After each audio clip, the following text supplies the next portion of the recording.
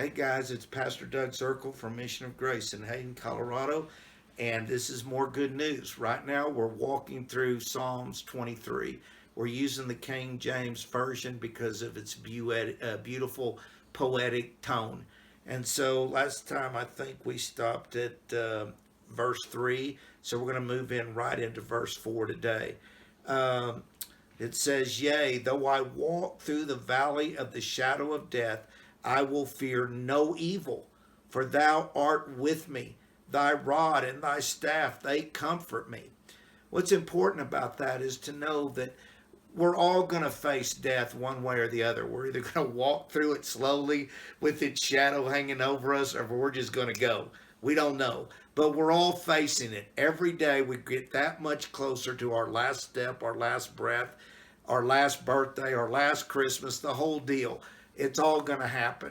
And though we know it's happening, we also know in the world we're living in right now, today, the circumstances and situations of our life also bring a heavy, dark shadow over us. And sometimes we very much feel like we're walking alone and facing scary things and fearful times by ourselves. But even though we walk through these valleys, God is with us. He says, David says in this passage, he said, even though I'm walking through the shadow of death, I will fear no evil. For thou, the shepherd of God, the great I am, is with me. Thy rod and thy staff, they comfort me. Okay, let's look at this for a minute.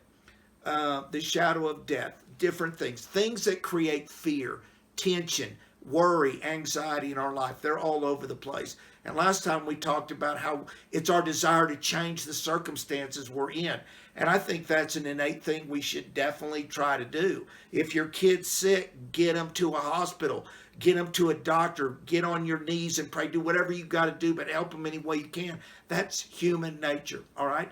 So at the same time, when these circumstances befall us, a lot of times all we can do when push comes to shove is not just try to change what's going on, because we can't always just physically change it, but we change right here. We change the way we see it. We change our approach to the difficulties of life. That's what God does. He renews, He restores, He helps us see things His way. And that's what brings peace and hope to the believer. We can't get all caught up in everything that's going on. There's times we have to say, God, I trust you. I bend my heart to you. I humble my spirit before you, God. I trust you. Though I walk through that difficult, dark time, I'm giving it all to you because you're the great shepherd. You're going to protect me. You protect, you provide, you comfort. Jesus says that when before he died, he said, I'm going to send you my comforter, the great comforter, the one who's going to comfort you. The spirit that Jesus had, he gives to every man who believes and trusts in him. The Spirit of God is the spirit of comfort. And in our world today, a lot of people just need some comfort. They need some affirmation.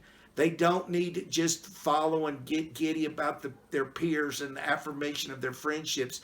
They need to be affirmed by the loving, comforting hand of Almighty God. And the perfect shepherd knows just what we need. It says, listen, you prepare a table before the presence of my enemies. You're going to win. God's preparing a feast for you to eat in front of all these things that come against you. How many children have died of leukemia? How many men and women have died deaths by maybe they were murdered, or perhaps they died in war, whatever. God's prepared a table for those who believe in him to eat in the presence of all these rotten, crummy, evil enemies, spiritual enemies that rule over us today. God's got a dinner planned, and you're invited to the table, but you got to believe him. You got to receive him. Okay, we'll keep this up on Friday, guys. Have a great week. God bless you. See you later.